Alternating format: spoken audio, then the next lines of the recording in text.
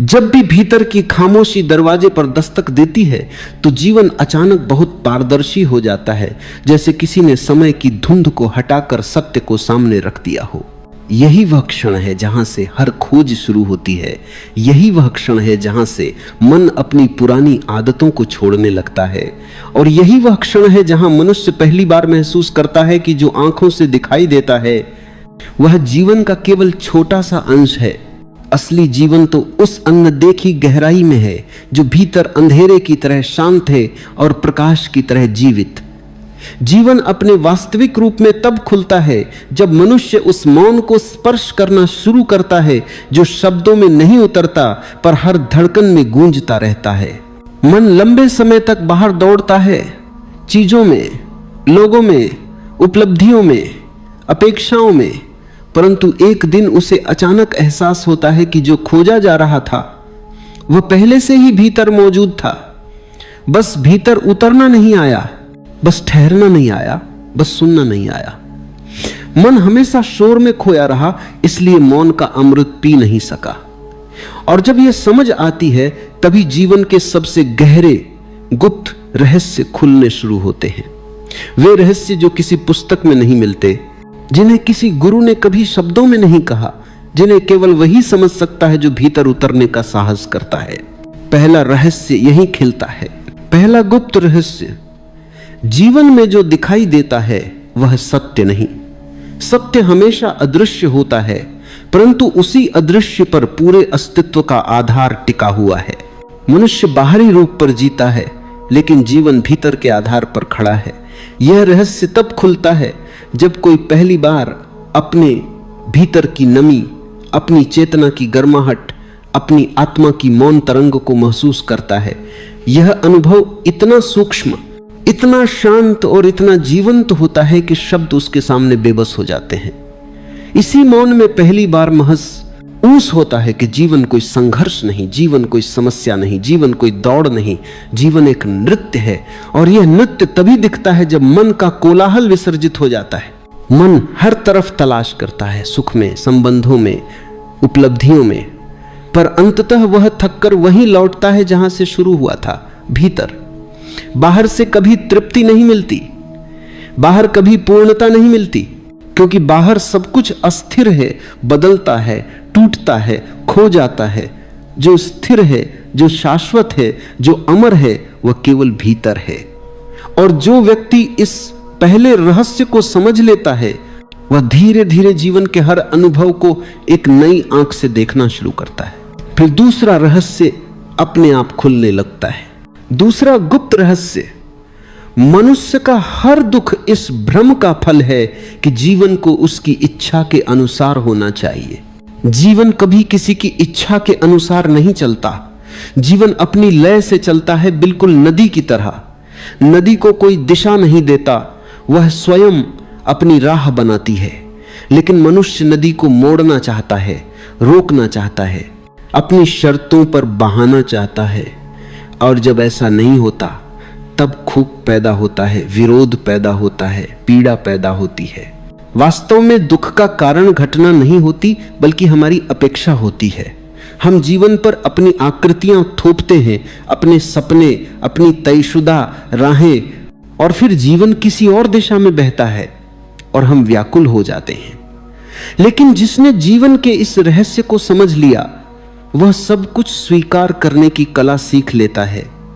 विरोध की जगह प्रवाह, संघर्ष की जगह समर्पण, भय की जगह विश्वास और अधीरता की जगह है प्रतीक्षा। जब यह समझ भीतर उतर जाती है कि जीवन पूर्व निर्धारित नहीं है, जीवन कोई संविदा नहीं है, जीवन कोई ठहरा हुआ जलाशय नहीं है, बल्कि जीवन जीवित है, सांस लेता है, बदलता है, धड़कता है, तब मनुष्य पहली बार सांस लेता है, जीवन को स्वतंत्र होता है। और इस स्वतंत्रता में एक शांत आनंद जन्म लेता है। वह आनंद जो बाहरी परिस्थितियों पर नहीं टिका, बल्कि भीतर की स्वीकृति से जन्मा है। हृदय जब विरोध छोड़ देता है तब वह खुलने लगता है। मन जब अपनी शर्तें छोड़ देता है तब उसमें प्रकाश आने लगता है। और जीवन जब स्वीकार होता है तब वह एक उपहार बन जाता है।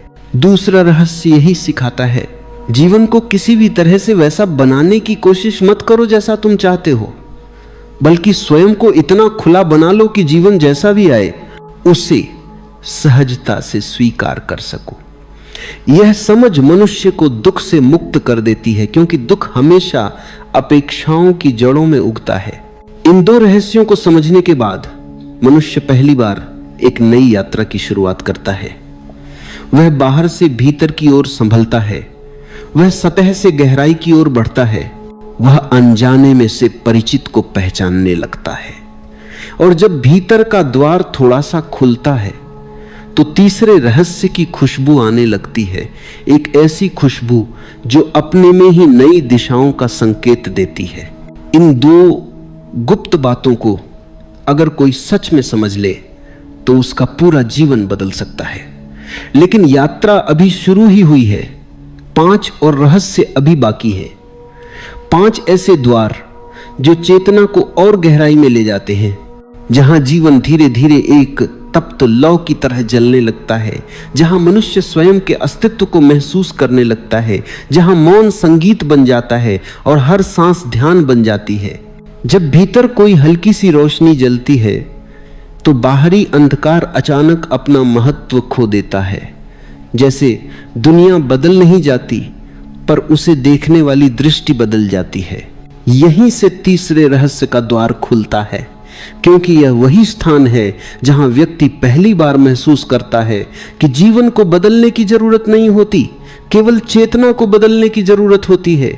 जब दृष्टि बदलती है तो वही पुराना संसार अचानक बहुत नया, बहुत ताजा, बहुत जीवित दिखाई देने लगता है। जो आंखें नींद में थीं वही जाग उठती हैं, और जो संसार ठहरा हुआ लगता था वही चलने लगता है।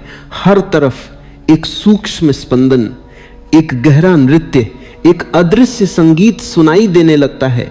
तीसरा गुप्त रहस्य, सबसे बड़ा कारागार मन है और सबसे बड़ी स्वतंत्रता मन से परे उठना है। बाहरी दुनिया कभी मनुष्य को बांध नहीं सकती, असली बंधन हमेशा भीतर से जन्म लेते हैं। मन अपने विचारों से दीवारें बनाता है, यह सही है, यह गलत है, यह मेरा है, यह पराया है, यह होना चाहिए, यह नहीं होना चाहिए, यह स्वीकार्य है, यह अस्वीकार्य है। ये दीवारें अदृश्य होती हैं, पर इतने मजबूत कि मनुष्य पूरी जिंदगी इन्हीं के भीतर कैद रहता है। और विचित्र बात यह है कि मन कभी स्वीकार नहीं करता कि ये दीवारें उसी ने बनाई हैं। मन हमेशा बाहर को दोषी ठहराता है, परिस्थितियों को, लोगों को, स्थितियों को, पर वास्तविक कैदखाना मन स्वयं बनाता है। जब कोई व्यक्ति पहली बार भीतर झांक कर देखता है तो उसे दिखाई देता है कि जीवन में जितनी बेड़ियां हैं वे सब विचारों की बनी हैं। विचार ही भय पैदा करते हैं, विचार ही लालसा पैदा करते हैं, विचार ही असुरक्षा पैदा करते हैं, विचार ही भ्रम पैदा करते हैं। और जब विचारों का यह जाल बहुत घना हो जाता है तब मनुष्य अपने ही बनाए हुए जाल में फंस जाता है। सोचता है कि कोई बाहर से आकर उसे मुक्त करेगा, कोई गुरु, कोई शक्ति, कोई घटना, कोई चमत्कार, पर ऐसा कभी नहीं होता, क्योंकि बंधन बाहर नहीं है। जो भीतर बनाया गया है वह भीतर ही टूट सकता है। इसीलिए तीसरा रहस्य यह बताता है कि सबसे पहले मन से दूरी बनानी होगी, विचारों से पहचान हटानी होगी। जो भी विचार मन में उठे उन्हें अपना मत मान लेना, यही बंधन है। जब विचार आते जाएं और तुम केवल गवाह बन जाओ तब पहली बार स्वतंत्रता का स्वाद मिलता है। यह स्वतंत्रता बहुत सूक्ष्म होती है, परंतु इतनी शक्तिशाली कि मनुष्य के पूरे जीवन की दिशा बदल जाती है। यह ऐसा लगता है जैसे कोई भारी वजन अचानक कंधों से उतर गया हो, जैसे हवा अचानक हल्की हो गई हो, जैसे भीतर कोई नया आकाश खुल गया हो।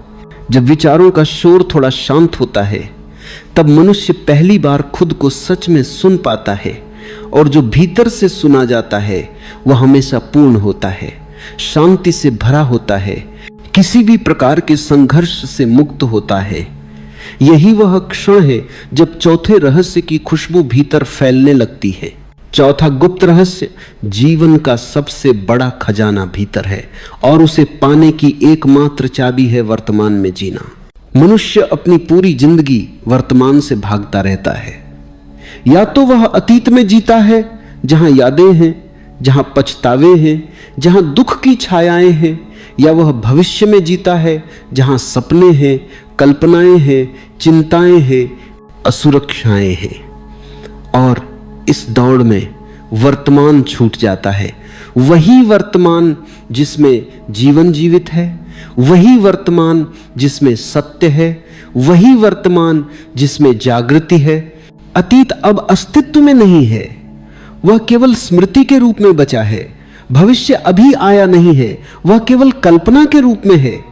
लेकिन मनुष्य वर्तमान से इतना डरा हुआ है कि वह उसे पकड़ नहीं पाता। वर्तमान में रहना कठिन लगता है क्योंकि वर्तमान में ही सच्चाई है और सच्चाई से सामना करना आसान नहीं होता।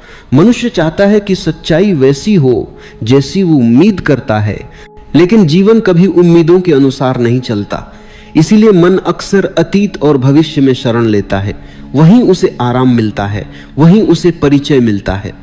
लेकिन जो व्यक्ति यह समझ लेता है कि जीवन केवल वर्तमान में ही है, वह धीरे धीरे अतीत के बोझ को छोड़ देता है और भविष्य की चिंता को भी। और जब यह बोझ उतरता है तब मन अचानक बहुत हल्का हो जाता है। हल्के मन में ही ध्यान उतरता है, हल्के मन में ही मौन खिलता है। वर्तमान में जीना कोई तकनीक नहीं है, यह समझ का परिणाम है। जब समझ आती है कि वर्तमान ही जीवन है, तब व्यक्ति स्वयं ही वर्तमान में टिकने लगता है। वर्तमान में टिकना वैसा है जैसे आंखें खुली हों और व्यक्ति पहली बार देख रहा हो। पेड़, आकाश, हवा, धूप, लोगों के चेहरे, अपनी सांसें, सब कुछ बहुत नया, बहुत ताजा, बहुत जीवित लगता है। वर्तमान व्यक्ति को उसी क्षण में शांति देता है, उसी क्षण में शक्ति देता है, उसी क्षण में आनंद देता है। आनंद कभी कल में नहीं आता, आनंद कभी कल में नहीं आएगा, क्योंकि आनंद किसी घटना का परिणाम नहीं है। आनंद तो वही है जो भीतर पहले से मौजूद है, बस वर्तमान में होने पर वह अपने आप खिलने लगता है। जो व्यक्ति वर्तमान में जीना सीख लेता है, वह धीरे धीरे मन से दूरी बना लेता है, विचारों के ऊपर उठ जाता है। और यह वही स्थान है जहां तीसरा और चौथा रहस्य मिलकर चेतना को और गहराई में ले जाने लगते हैं। ये दोनों रहस्य मनुष्य के जीवन को एक नई दिशा देते हैं, जहां हर क्षण ध्यान बन जाता है, हर सांस एक अनुभव बन जाती है, हर कदम एक यात्रा बन जाता है।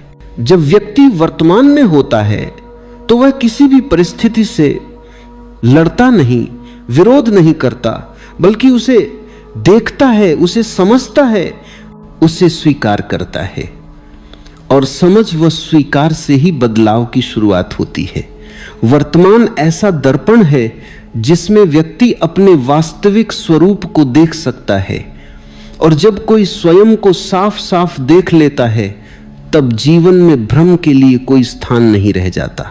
आज की दुनिया में लोग हजारों चीजें सीखते हैं, हजारों तकनीकों का उपयोग करते हैं, हजारों दिशाओं में भागते हैं, लेकिन वर्तमान में जीने की कला यदि सीख ली जाए तो सारी दिशाएं स्वयं स्पष्ट हो जाती हैं। क्योंकि वर्तमान मनुष्य को केंद्र देता है, स्थिरता देता है, स्पष्टता देता है। और जब व्यक्ति केंद्रित हो जाता है, तब वह किसी भी तूफान में भी शांत रह सकता है। तीसरा और चौथा रहस्य मिलकर मनुष्य के आंतरिक परिवर्तन की नींव रखते हैं। और जब यह नींव मजबूत हो जाती है, तब पांचवा और छठा रहस्य बहुत सहजता से खुलने लगते हैं। जैसे कोई बंद फूल अचानक धूप पाकर खिल जाए, जैसे कोई स्थिर नदी अचानक बहने लगे, जैसे कोई सोया हुआ गीत अचानक स्वर पाले। लेकिन उनके लिए तैयार होना जरूरी है, क्योंकि आगे जो आने वाला है वह चेतना की और भी गहरी परतों को छूता है। जब भीतर का आकाश थोड़ा सा साफ होता है तो जीवन में ऐसी पारदर्शिता उतरती है कि अस्तित्व के सूक्ष्म संकेत भी सुनाई देने लगते हैं।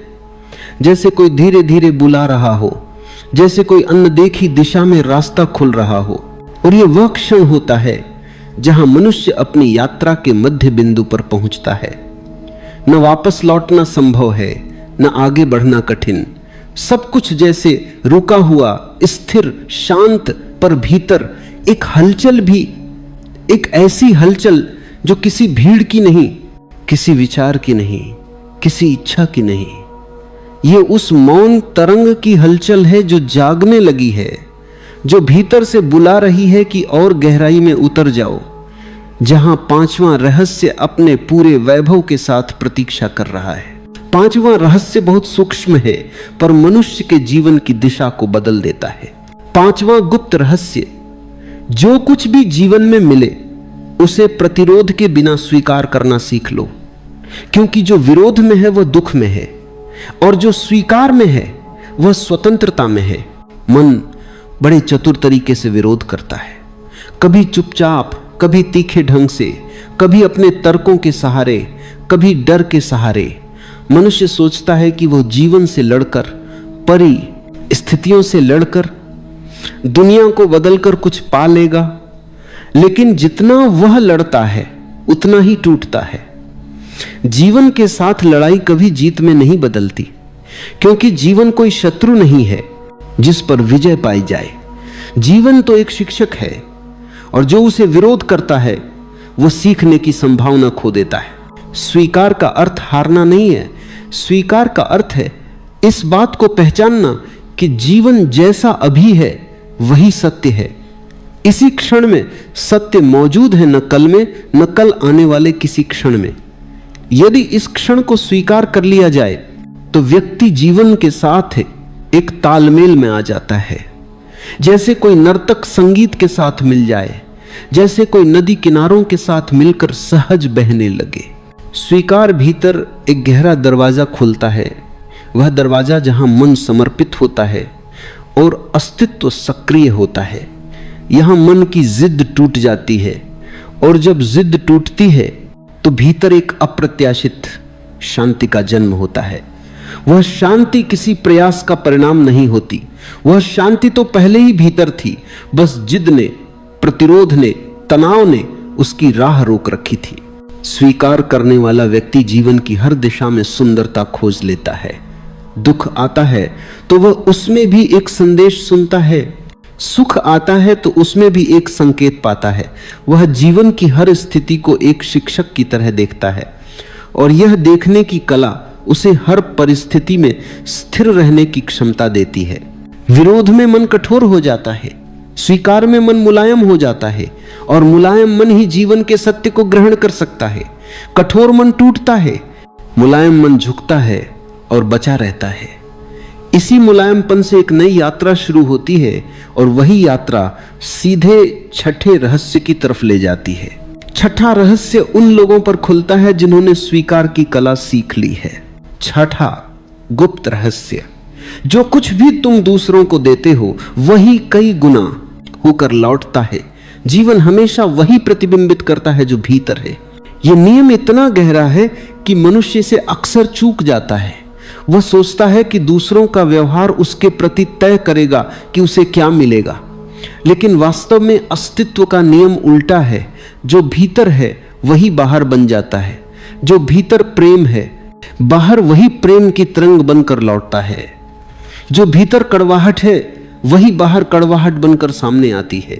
जो भीतर भय है वही बाहर परिस्थितियों में भय के रूप में खड़ा दिखाई देता है। मनुष्य अक्सर यह भूल जाता है कि दुनिया कोई अलग वस्तु नहीं है। दुनिया तो उसकी अपनी चेतना का प्रतिबिंब है। जैसे पानी में चंद्रमा दिखता है, पानी शांत हो तो चंद्रमा साफ दिखता है, पानी अशांत हो तो चंद्रमा भी टूट टूट कर दिखाई देता है। चंद्रमा नहीं टूटता, केवल प्रतिबिंब टूटता है। इसी तरह अस्तित्व नहीं बदलता, केवल मनुष्य की दृष्टि बदलती है। उसका भीतर बदलता है और बाहर वही झलकने लगता है। यदि कोई व्यक्ति भीतर प्रेम को पालता है, भीतर करुणा को सहेजता है, भीतर शांति को जगह देता है, तो इसकी तरंगें बाहर तक फैलती हैं, और जो तरंगें बाहर जाती हैं वही तरंगें वापस लौटकर उसी के जीवन को स्पर्श करती हैं। यह नियम इतना निश्चित है कि इसमें कोई चूक नहीं होती, लेकिन यह नियम तब तक काम नहीं करता जब तक व्यक्ति भीतर से ईमानदार न हो। यदि वह भीतर कड़वाहट रखे और बाहर प्रेम का अभिनय करे तो अस्तित्व अभिनय से प्रभावित नहीं होता। अस्तित्व सिर्फ सच को पहचानता है, और सच यह है कि जो भीतर है वही बाहर बनता है। छठा रहस्य जीवन को एक नए आयाम में ले जाता है, क्योंकि जैसे ही व्यक्ति समझता है कि जो वह अपने भीतर बोता है वही वह विश्व में देखेगा, वह सावधान हो जाता है। वह अपने विचारों को देखता है, अपनी भावनाओं को देखता है, अपने इरादों को देखता है, और धीरे धीरे वह अपने भीतर एक नया उद्यान बनाता है, प्रेम का, मौन का, सहजता का, करुणा का। और जब भीतर ऐसा उद्यान खिला हो तो बाहरी दुनिया भी सुगंध से भर जाती है। यह समझ केवल दर्शन नहीं है, यह एक गहरा प्रयोग है। जो व्यक्ति इस प्रयोग को करेगा कि वह भीतर हर क्षण प्रेम से भरा रहे, शांति से भरा रहे, वो देखेगा कि लोग, परिस्थितियां, घटनाएं सब बदलने लगते हैं। यह परिवर्तन बाहर से नहीं आता, यह भीतर की गूंज का परिणाम होता है। जैसे कोई वीणा के तारों को छू दे और वही कंपन चारों ओर संगीत की लहरें फैला दे, वैसे ही भीतर जो तरंगें उठती हैं वही दुनिया में संगीत बनकर लौटती हैं। छठा रहस्य मनुष्य को यह समझ देता है कि वह अपने जीवन का निर्माता स्वयं है। कोई और उसके भाग्य का निर्णय नहीं कर रहा, कोई और उसके जीवन की दिशा तय नहीं कर रहा। जो भीतर की मिट्टी में वह बो रहा है वही उसके भविष्य का फल बनकर उगने वाला है। और जब व्यक्ति यह समझता है तो वह अपने भीतर को इतना पवित्र बनाने में जुट जाता है कि बाहर का हर अनुभव उसके साथ सामंजस्य में आ जाए।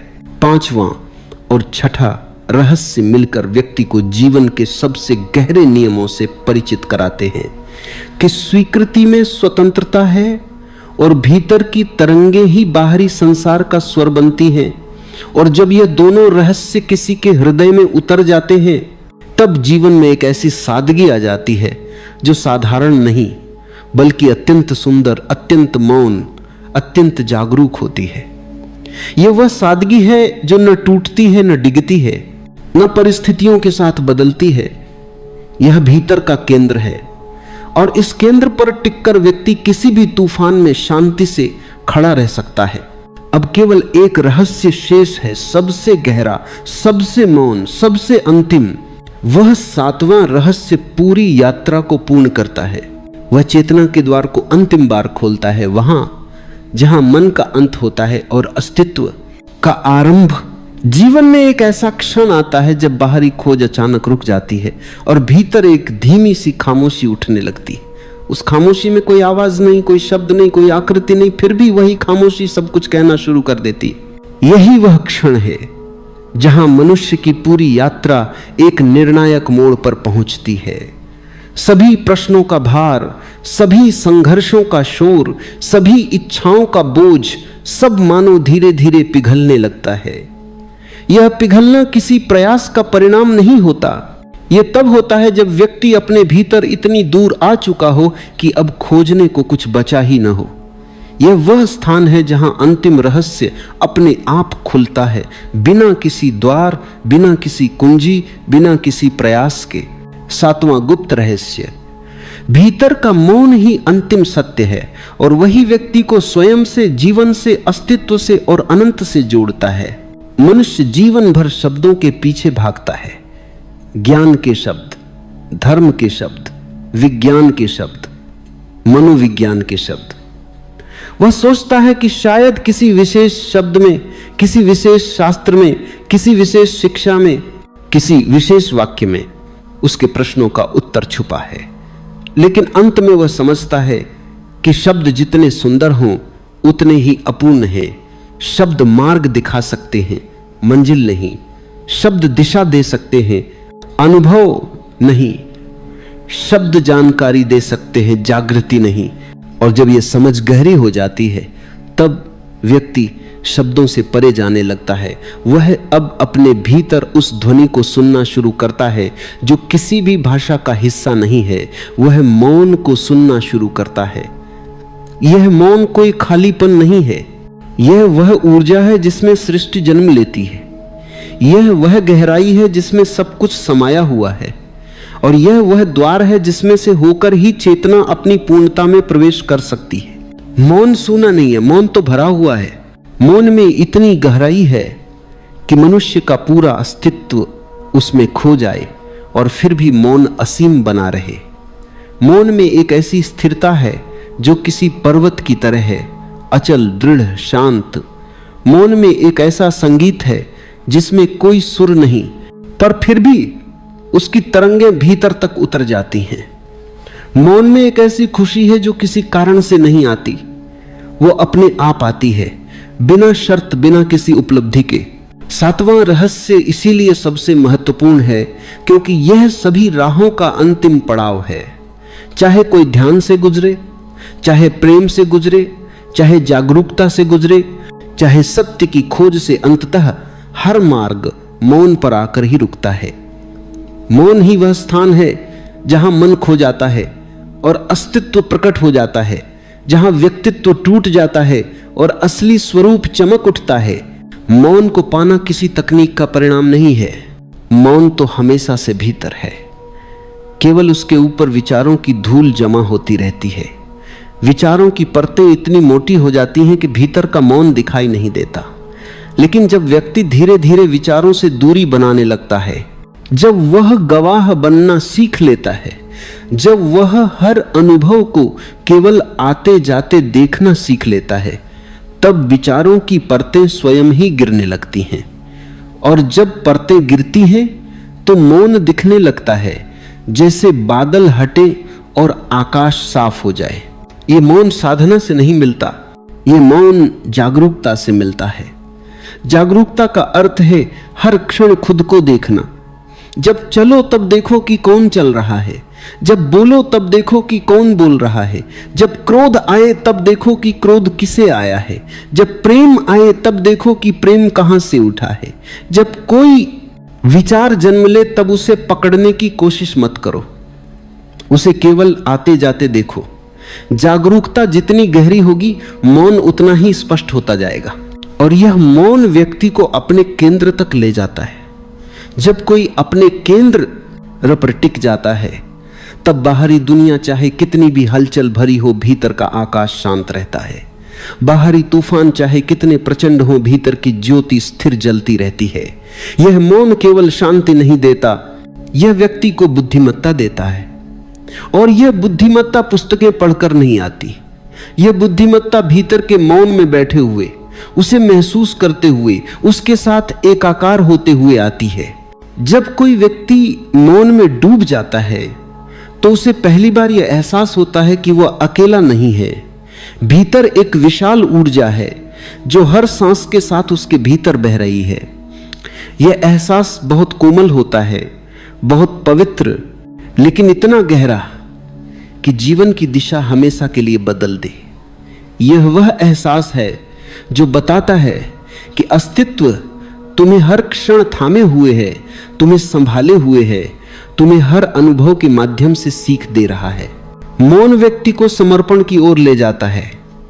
समर्पण का अर्थ हारना नहीं, बल्कि जीवन के साथ एकत्व में आ जाना है। समर्पण का अर्थ है अब कोई संघर्ष नहीं, अब कोई प्रतिरोध नहीं, अब कोई विभाजन नहीं। समर्पण का अर्थ है जो है उसी में पूरी तरह होना। जो घट रहा है वही सत्य है, जो आ रहा है वही उपहार है, जो चला गया वह कभी तुम्हारा था ही नहीं।